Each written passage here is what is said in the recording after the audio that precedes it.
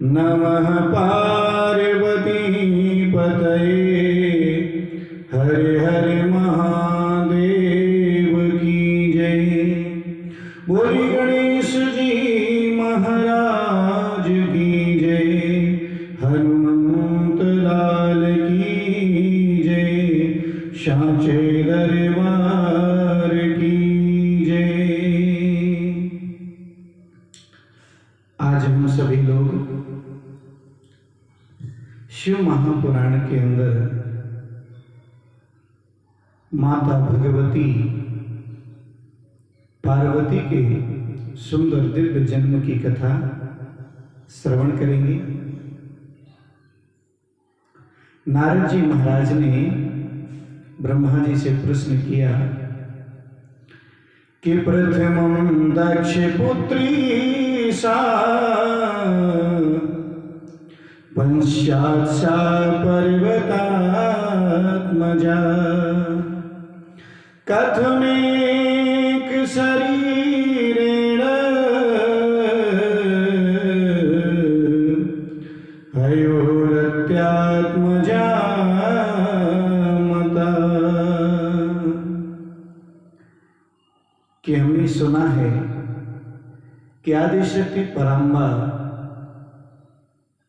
भगवान शिव से विवाह 2 बार करती हैं, एक बार सती के रूप में और एक बार पार्वती माता के रूप में। तो आखिर दक्ष पुत्री सती कैसे हुई, कैसे विवाह हुआ और फिर हिमालय की पुत्री कैसे बनी, इस दिव्य कथा को सुनने की बड़ी इच्छा है। और जैसी ये बात ब्रह्मा जी से नारद जी ने कहा तो ब्रह्मा जी ने कहा कि पुराने समय में एक बार हमारे द्वारा एक बहुत बड़ी भूल हो गई थी। बोले कौन सी? बोले जिस समय भगवान शिव ने मुझे सृष्टि करने के लिए आदेश दिया और मैं सृष्टि करने लगा, तो सृष्टि करते हुए मैंने कामदेव की भी रचना कर दिया। उसमें मेरी बेटी थी जिसका नाम था संध्या, उसकी भी रचना किया। कामदेव को वरदान दिया कि जिस पर भी तुम अपने बाणों का प्रहार करोगे निश्चित रूप से कामाशक्त हो जाएगा वो। तो कामदेव ने उसी क्षण मेरे ऊपर बाणों का प्रहार किया संध्या के प्रति, और मैं अपनी बेटी की प्रति ही मोहित हो गया, कामाशक्त हो गया। और उसी सभा में भगवान भोलेनाथ भी विराजमान थे। लेकिन मेरी ऐसी स्थिति को देखकर भगवान भोलेनाथ ने मुझे बहुत डांट लगाई। मुझे बड़ी शर्म आई, क्योंकि वहां पर सभी देवता सभी ऋषि जो मेरे द्वारा रचे हुए थे सभी विराजमान थे। ऐसे निंदित और घृणित काम के लिए तो मैंने भी ठान लिया कि भगवान शिव का विवाह करा के ही रहूंगा। तो मुझे पता चला कि भगवान शिव का विवाह तो आदिशक्ति पराम्बा से ही हो सकता है, और जब तक इस धरती पर माता आदिशक्ति का जन्म नहीं होगा तब तक शिव का विवाह कैसे होगा। अतः मैंने माँ भगवती की शक्ति की आराधना करना प्रारंभ कर दिया। और इधर जो मेरा बेटा है दक्ष प्रजापति, उससे भी कहा कि बेटा तुम्हारे घर ही माता शक्ति का आगमन होगा, इसलिए तुम भी जो है आदिशक्ति की स्तुति करो। और मैंने माता शक्ति की बड़ी सुंदर भावना के साथ आराधना किया। और उधर दक्ष प्रजापति ने भी 3000 वर्ष तक देवी जी की आराधना किया कि मारुताशि निराहारो जलाहारी च परिणभुक् एवं निनायतं कालं चिंतयन्ता जगन्मयी। और मारुताशि निराहारो जलाहारी च परिणभुक्, सुंदर भाव से उसने जैसे माँ भगवती की आराधना किया, नवारण मंत्र का जाप किया। नवारण मंत्र है जिसका कि नवरात्रि में जाप करने का बहुत ही बड़ा महत्व है। और उन्होंने नवार्ड मंत्र का जाप किया। ऐं ह्रीं क्लीं चामुंडाय वीचे, ओम ऐं ह्रीं क्लीं चामुंडाय वीचे, और इस दिव्य मंत्र का जाप किया। ओम ऐं ह्रीं क्लीं चामुंडाय वीचे, ओम ऐं ह्रीं क्लीं चामुंडाय वीचे। 3000 वर्षों तक घोर तपस्या किया और उस तपस्या के फलीभूत माता आदिशक्ति पराम्बा जगत जननी ने आज दक्ष प्रजापति को सुंदर दर्शन दिया।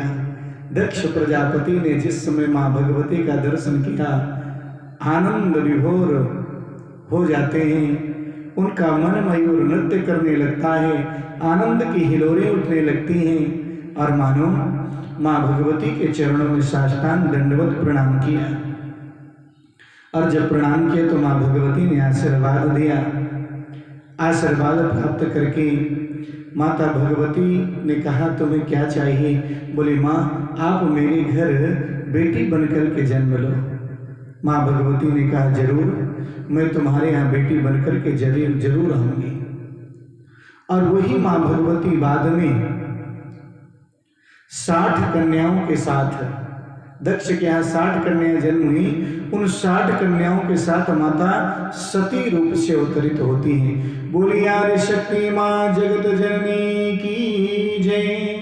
और जैसी सती रूप से अवतरित हुई, दक्ष प्रजापति ने अन्य कन्याओं का तो विवाह कर दिया, लेकिन माता सती जो है भगवान शिव को ही प्राप्त करने के लिए आश्विन यानी कुंवर के महीने में नंदा तिथि में गुड़ और चावल और नमक से भगवान शंकर जी की पूजा किया, नंदा व्रत को किया।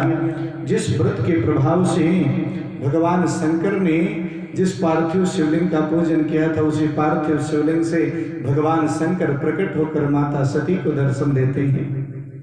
किसरिवांग सुंदरो गौरः पंचवात्र स्त्रीलोचनः चंद्रिमालः प्रसन्नात्मा सिद्धकंठ चतुर्भुजः। और उसी क्षण मानो भगवान ने जैसी कर सर्वांग सुंदरम, एक बात और बता दूं, भगवान भोलेनाथ से सुंदर इस ब्रह्मांड में कोई नहीं है। कुछ लोग कहते हैं भगवान भोलेनाथ काले हैं, बिल्कुल काले नहीं। भगवान के विषय में आए सर्वांग सुंदरो गौर, बड़ी ही सुंदर हैं, गौर वर्ण के हैं। आप लोग वंदना करते हैं ना, कर्पूरी गौरम करुणावतारम संसार सारम भुजगेन्द्रहारम सदा वसन्तं हृदयारविन्दे भवं भवानी सहितं नमामि। भगवान का स्वरूप कैसा है? कर्पूरी गौरम करुणावतारम, जो कपूर के समान गौर वर्ण के हैं, ऐसे हैं भगवान भोलेनाथ। और जैसे भगवान भोलेनाथ ने सुंदर दर्शन दिया, दर्शन प्राप्त करके माता सती ने कहा, प्रार्थना की, प्रणाम की और बाद में कहा मुझे आपसे विवाह करना है। हे भोलेनाथ ही मंजूरी कब दोगे? भोले बाबा ने कहा देवी आप तो मेरी शक्ति हैं, मैं विवाह करूं या न करूं आपके बिना तो मैं भी अधूरा हूं। और जैसे ये बात कही, भगवान भोलेनाथ की बात को सुनने के बाद माता सती ने एक यहाँ पर लोकाचार किया। लोकाचार क्या किया कि बोले आपको जो है मेरे पिता से मांगना पड़ेगा। पिता के महत्व को बताया। बेटी संसार में सबसे ज्यादा पिता से प्रेम करती है। भगवान भोलेनाथ ब्रह्मा जी के द्वारा संदेश भिजवाए। ब्रह्मा जी बीच में मध्यस्थ बने, क्योंकि ब्रह्मा जी पिता भी हैं दक्ष के। और मानो माता सती का विवाह भगवान भोलेनाथ के साथ संपन्न होता है। माता सती का जैसे विवाह हुआ, आज माता सती सुंदर भाव से भगवान भोलेनाथ के साथ विदा होती हैं, स्वयं सजती हुई। एक छोटा सा एक भजन याद आता है कि जब माता विदा होने लगी तो सज रही है भोलेनाथ के लिए। और उनके मन में भाव है कि आज हमें जाना है। जितने नगर के नर नारी हैं सबके अंदर भाव है आज सती हिमालय चली जाएंगी। आज जाना सती को ससुराल, आज जाना सती को ससुराल। चलो रे सखी गाओ रे सखी भोले बाबा के साथ। आज जाना, आज जाना सती को ससुराल, आज जाना सती को ससुराल। और जैसी ये बात कही, माता सती जो है ससुराल को जा रही है सज धज करके। भगवान भोलेनाथ के वामांग में विराजमान हुई हिमालय पर और कुछ दिनों तक निवास किया। लेकिन ब्रह्मा जी कहते हैं माता सती ने अपना शरीर कुछ दिनों बाद त्याग दिया। तो नारद जी को आश्चर्य हुआ, माता सती ने अपना शरीर क्यों त्यागा? बोले व्यक्ति को जब कुछ मिल जाता है तो कभी कभी व्यक्ति अहंकारी हो जाता है और उसका अहंकार ही उसके पतन का कारण बनता है। इसलिए जीवन में कुछ भी मिले लेकिन अहंकार बिल्कुल नहीं करना चाहिए। और वो अहंकार किसके अंदर आया? दक्ष के अंदर है। कोई थोड़ा सा ज्यादा बुद्धिमान हो गया, किसी को कुछ पद मिल गया तो तुरंत अहंकार आ जाता है, जबकि अहंकार जीवन में कभी आना ही नहीं चाहिए। और दक्ष के अंदर इतना अहंकार आया कि भगवान भोलेनाथ को भी तुच्छ समझने लगा। इतना तुच्छ समझने लगा कि भगवान भोलेनाथ को कहीं सम्मान नहीं देने लगा। एक बार भगवान उसका उठ के सम्मान नहीं दिए तो भगवान से ही होड़ लगा लेता है कि मैं इनका अपमान करूंगा। और जगह जगह मेरे भगवान भोलेनाथ का अपमान करता है। और एक बात ध्यान दीजिए, जो ईश्वर का अपमान करता है उसकी मृत्यु उसी क्षण मानो हो जाती है, उसकी पराजय भी उसी क्षण हो जाती है। क्योंकि अपने से बड़ों को, अपने से पूजनीय का कभी अपमान नहीं करना चाहिए, भले ही वो उम्र में छोटा क्यों ना हो। ब्राह्मण, गौ, कन्या ये हमेशा वंदनीय होते हैं। संत महात्मा आप कितने भी उम्र वाले हैं लेकिन अगर इनका अनादर करेंगे तो उसका फल बुरा जरूर होता है। और ऐसा हुआ कि जितने भी यज्ञ करते हैं दक्ष प्रजापति, उन सभी यज्ञों में भगवान भोलेनाथ को कोई भाग नहीं देते। और एक बार एक विशाल यज्ञ किया जिसमें सभी को निमंत्रण दिया, लेकिन भगवान भोलेनाथ को निमंत्रण नहीं दिया। यहां तक कि अपनी बेटी सती को भी निमंत्रण नहीं दिया, जबकि जानता था कि आदि शक्ति है, पराम्बा है। फिर भी उसके अंदर अहंकार इतना ज्यादा व्याप्त हो गया कि वो ईश्वर को ईश्वर और शक्ति को शक्ति मानना ही स्वीकार नहीं किया।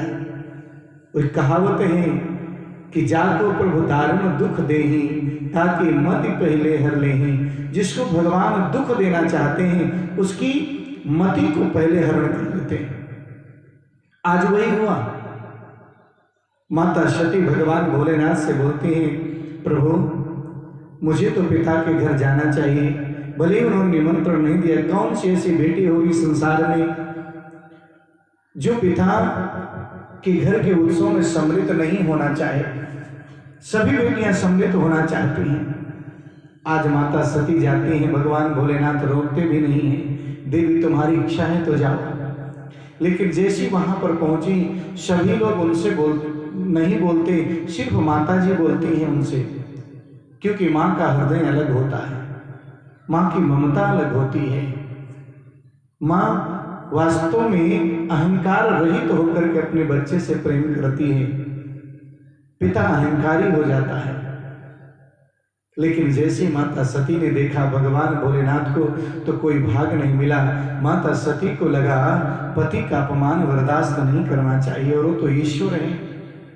और वैसे भी पत्नी के हृदय में कुछ भी हो जाए, पति का सम्मान मरणोपरांत तक रहना चाहिए, तभी उस सतीत्व की पराकाष्ठा को पार कर पाते हैं।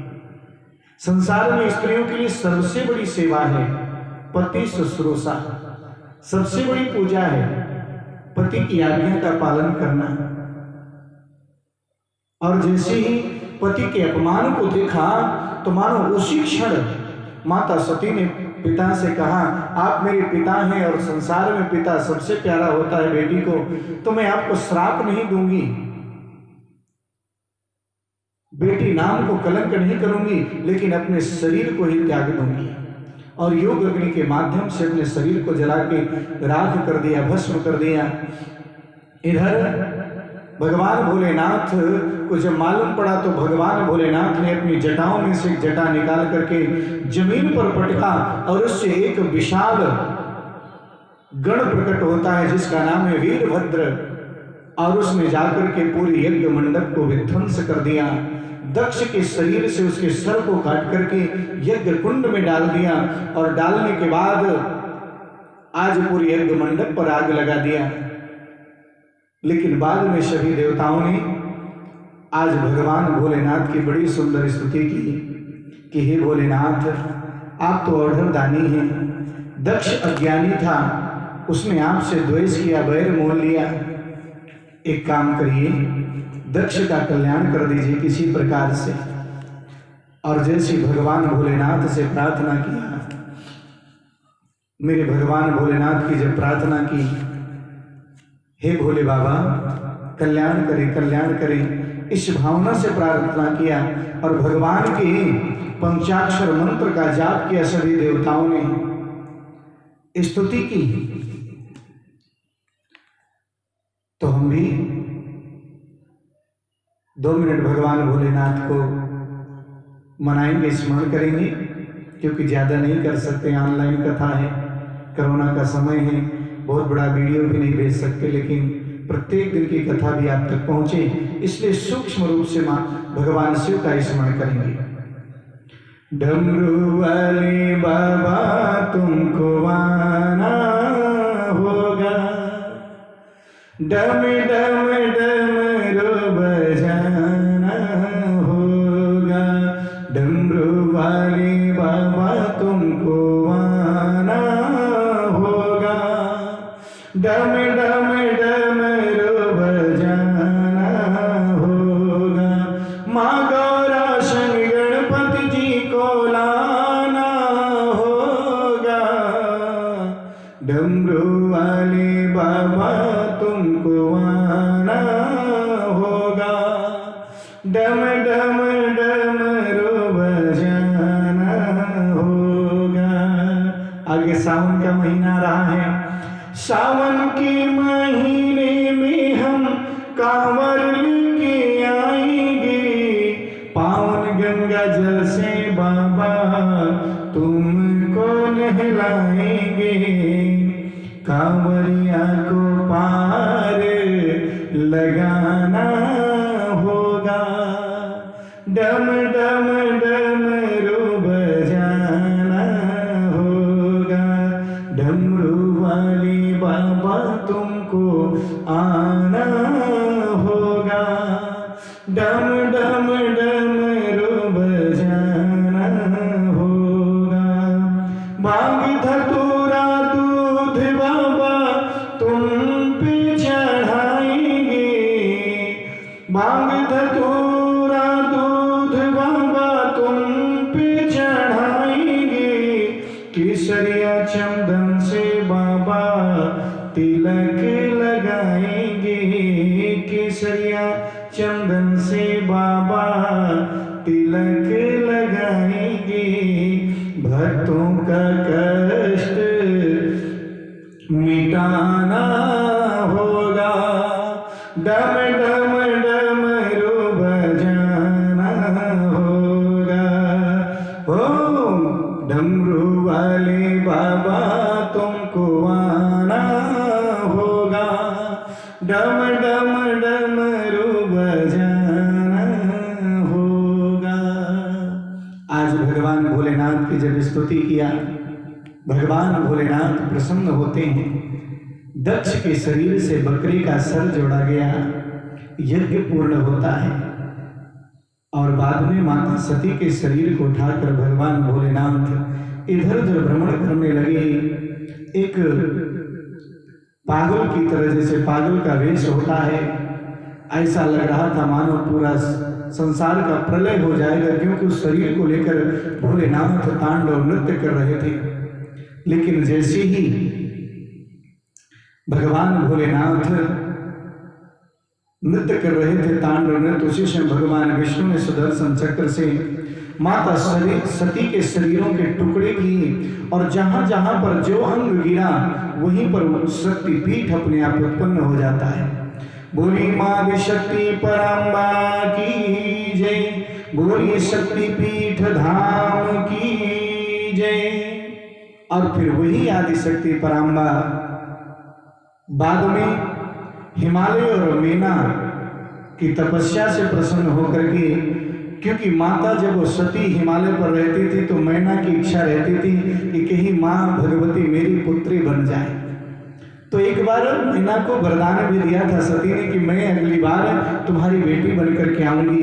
और जब मैना ने माँ भगवती की आराधना किया पुत्री के रूप में कि मेरे यहाँ पुत्री बन करके आई, तो माँ भगवती ने मैना को दर्शन दिया था, और तब तक मैना की कोई संतान नहीं थी। और मानो माँ ने कहा था, प्राण प्रिया मम त्वं ही हिमाचल विलासनी। आज माँ भगवती दर्शन देती हैं मैना को और कहती हैं कि तुम्हें जो भी मांगना हो मांग लो, तुम तो मुझे प्राणों से भी प्रिय हो। मैना ने कहा कि प्रथमं सतिपुत्रा मे भवन्तु जगदम्बिके, ब्रह्मपूषो वीरवंत रिद्धि सिद्धि समन्वितः। आज मानो मैना ने कहा कि मेरे 100 पुत्र हों, और 100 पुत्रों के साथ आप स्वयं सुता भव मम शिवे देव कार्यार्थ भवे, यानी आप मेरी पुत्री बने और भगवान शिव के साथ आपका विवाह हो। मैना ने कहा तथास्तु भो, ऐसा ही होगा। माँ ने कहा, और जैसे माँ ने तथास्तु भो कहा, इधर हिमालय भी तपस्या की, उनको भी वरदान दिया। अब तो धीरे धीरे समय आता है, माता भगवती जो आदि शक्ति हैं किसी के गर्भ में नहीं आती, बल्कि उसके गर्भ को हवा से वायु से भर देती हैं। और जिस दिन जन्म होना होता है उस दिन वायु निकल जाती है और स्वयं एक छोटे से बच्चे के रूप में अवतरित हो जाती हैं। वैसे ही माँ ने भी किया। लेकिन जैसे ही माँ का एक अंश उनके गर्भ में आता है वायु के रूप में भी, तो देवता लोग आज गर्भ स्तुति करते हैं, क्योंकि माँ आदि शक्ति पराम्बा आई है गर्भ में, और बड़ी सुंदर स्तुति करते हैं कि दुर्गे जय जय प्रागे जगदम्ब महेश्वरी, सत्याव्रती सत्य परि त्रिसत्ये, सत्यस्य रूपिणी सत्यस्ते सत्य सोप्रीते, सत्य होने च सत्यतः, सत्य सत्य सत्य नेत्रे, प्रपन्ना शरणं च ते।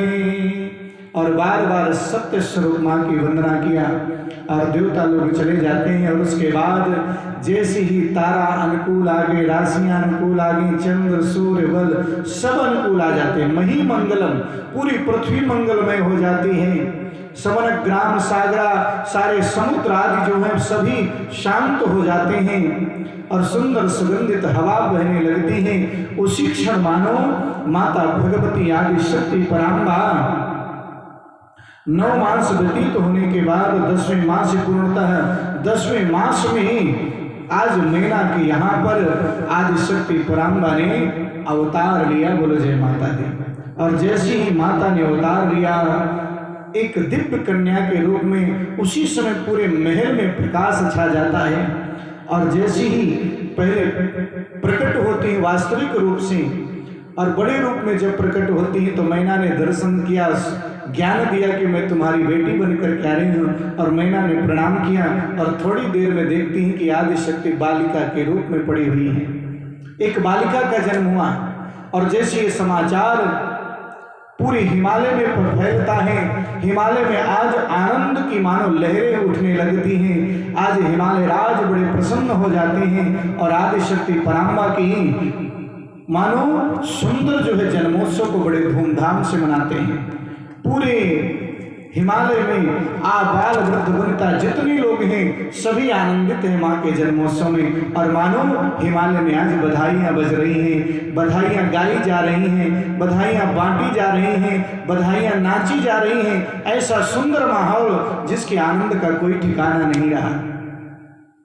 और हाँ, आज सभी को कोटि कोटि बधाइयाँ और माता भगवती पार्वती की कृपा आप सब पर रहे। बधाई हो। अरे बाजे बाजे रे बधाई, बाजे बाजे रे बधाई, मैना तोरे अंगना हो, मैना तोरे अंगना, तोरे अंगना मैना तोरे अंगना, तोरे अंगना मैना तोरे अंगना। बाजे बाजे रे बधाई, बाजे बाजे रे बधाई, मैना तोरे अंगना, मैना तोरे अंगना। ब्राह्मण तो हैं वेद पढ़त हैं, हिमालय जो है दान करत।